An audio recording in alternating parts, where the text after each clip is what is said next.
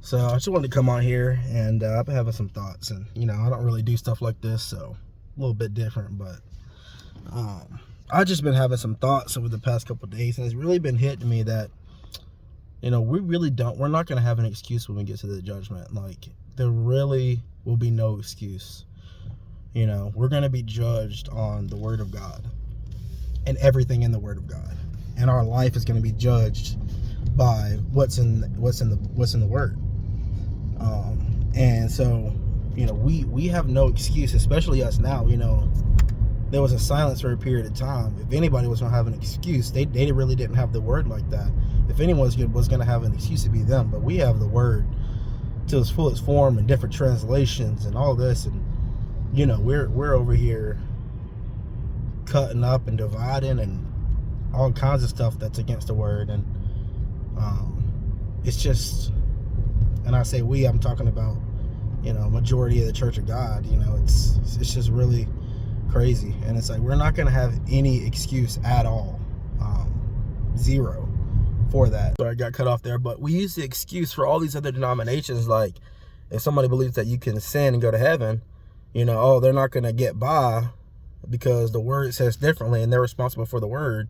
And so if they're not going to get by, why do we think people in the Church of God or other people are going to get by not reading the Word? So, like, people don't want to get in the Word. It's funny. It's just really funny that, I'll just say my experience, our previous pastor, every graduate that came through, he would give them a Bible.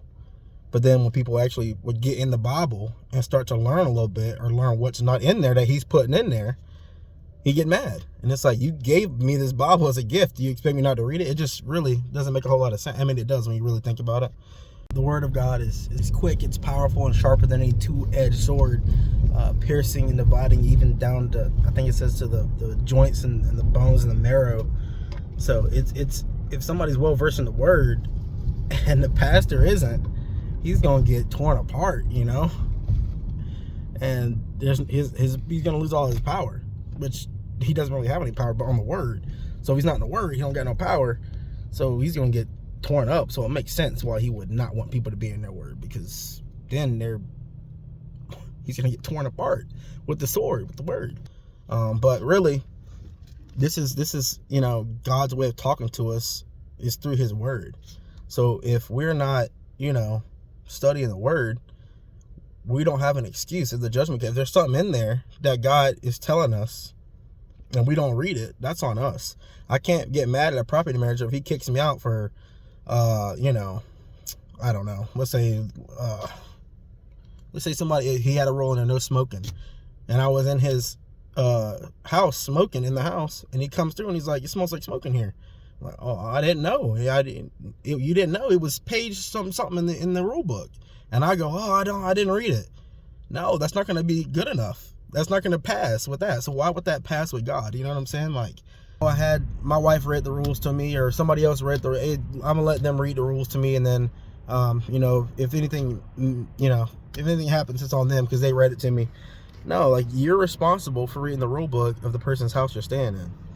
Why do we treat the Word of God differently? The Word of God is our rule book. It's what we live by. It's what we have to do to get to heaven. This is the rule book. This is what we got to follow. But you have so many people who are either, one, not in their Word, not reading it, and they think that they're going to get to the judgment or get before God and use that as an excuse. Oh, I didn't read it, or I didn't see that, or I didn't know that. It's like, no, I told you that my words were life. Jesus said, I am the way, the truth, and the life. Jesus is the Word. No man cometh to the Father but by me. So the only way you're going to get to God is through His Word. We're not going to get a pass for things that we didn't read because we failed to read, or because we trusted in a man to read it for us.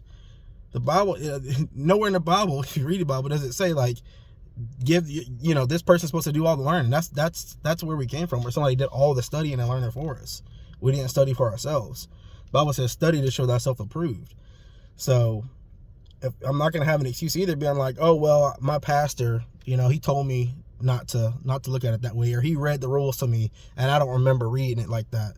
Like, no, you're supposed to read it for yourself. That's not going to be a good enough excuse. This is why it's so important to have a pastor who's well versed in the Word. The pastor that I grew up under, Brian, was not well versed in the word. I really don't know how deep his understanding was on a lot. I mean, he had some understanding sometimes when he studied on, like, you know, some things, but for the most part, he was not well versed in the word. And so that's why so many problems happen, because he wasn't in the word. And that's why it's so important. A lot of pastors just aren't in the word. And if you don't have a pastor that's well versed in his word, first of all, they're not qualified to be a pastor. So why are they pastoring? Why are they getting up and speaking before the people when they're not well versed in the word? Like, this doesn't make sense. And that's why we're having a lot of the issues now, is because these pastors, these ministers are not well versed in the word, because that's a qualification, right? Am I wrong? I mean, it's just like, a pastor is not something to be feared at all. It's a gift from God. It's a blessing. Thank God. That's like God's mercy in a way, that they show us the word so that we don't fall short in a way, you know? It's a blessing from God to give us that, to give us his, you know, someone to help us who is knowledgeable in the word, who's going to help us make it to heaven. What? Like, that's a good thing. That's a gift. That shouldn't be something to be feared. The thing that's wrong with it is people will take that and take it out of context and use a piece of the word or a part of the word, take a couple of scriptures and use that to rule over, you know, God's people, when we all know the rule is the word of God. That's what he is standing on. That's what he is using. That's his authority, is the word. If something's in the word and he brings it forth and I'm not living to that, I gotta obey that. Not him in per se. I gotta obey the word that he brought forth. It's not that I'm obeying him. I'm obeying the word that he brought forth, that he revealed, you know, something that I didn't have an understanding on. It was revealed. That's God's mercy. That's his love. Like, what? That's amazing. That's a good thing. Why would anybody not want that? Like, that's crazy. Had I not had a pastor that brought that forth, if somebody had not showed that to me, I would have still been responsible for it. But that's God's love and mercy that somebody brought it to my attention. Thank you. They're literally saving you from going to hell by doing that. Something that you may have overlooked or something you may have not understood, you know. And like I said, taking this all with it, I'm not saying God's going to strike somebody down. They're new and they haven't learned all that. That's not what I'm saying. But like I said, we're responsible for the word. He brought that forth. And if I had not heard that and I just continued on like I was, I could have still went to hell for something that I didn't read, not because I, you know, didn't understand or whatever, but lack of knowledge. My people perish because of lack of knowledge. Like, I could have went to hell for that. And he brought that forth. That's mercy. That's love. Like, anyways. But yeah, I'm about done talking. I just want to just, you know, say the importance of even now, like, even as like us that have like come out, you know, I don't know why I did air quotes, come out, but us that have come out, like, we still can't rely, you know, on our, like, thank God you got a good pastor. He's bringing the word forth. That's great. Thank God for it. But you still can't rely on your pastor to get in the word for you.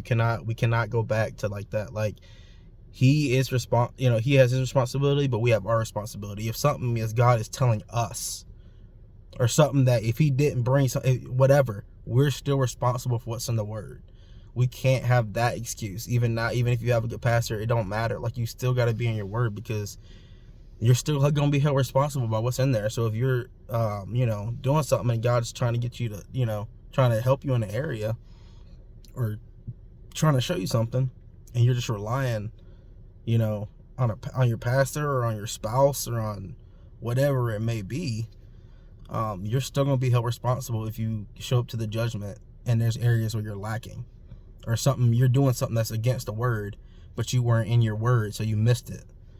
You're still going to be, you know, held accountable for that. So that's what was on me, is it just came on me, like, make sure that everything that you're doing is lining up with the word, that you're not doing something against the word and trying to have the thought of, well, I didn't know, or I didn't have an understanding. Like, if you don't have an understanding, get an understanding. Like, get in the word and learn it.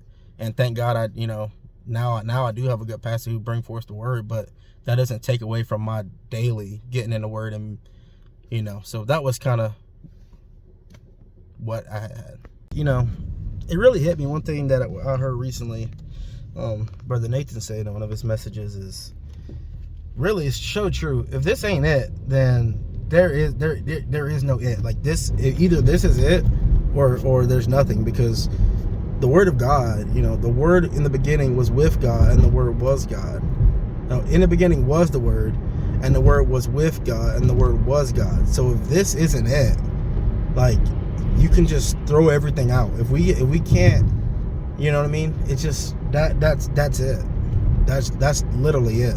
Side note, if you don't know who Brother Nathan is, Brother Nathan Obster Check, I don't even know how you spell that, but don't look him up. If you, or do look him up, but if you don't want to be responsible and you're trying to find ways to like not hear the word and still try to make it, don't look him up, because you will be held responsible for what you hear.